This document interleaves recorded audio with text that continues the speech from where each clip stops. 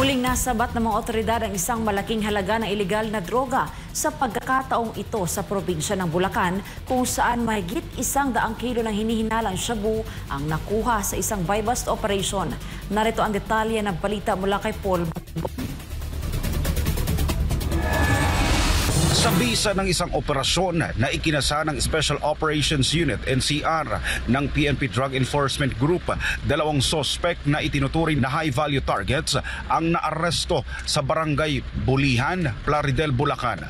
Kinilala ang mga sospek na sina Ray, 40 taong gulang, at Lian, 55 taong gulang, isang Chinese national. Na-recover sa kanilang pag-iingat ang tinatayang 103 kilo ng hinihinalang shabu na may street value na 700.4 million pesos. Ayon sa paunang investigasyon, ginagamit umano ng Chinese national ang isang maliit na negosyo sa Bulacan bilang front at bodega ng droga kung saan nakuha ang mga kontrabando.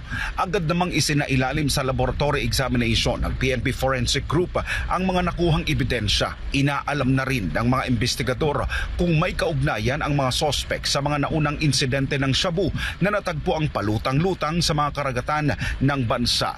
Lalo't basa ang ilan sa mga pakete ng ebidensya, indikasyong posibleng bahagi ito ng mas malaking drug network. Para sa Diyos at sa Pilipinas kung mahal, nag-uulat Paul Montibon, SMNI News.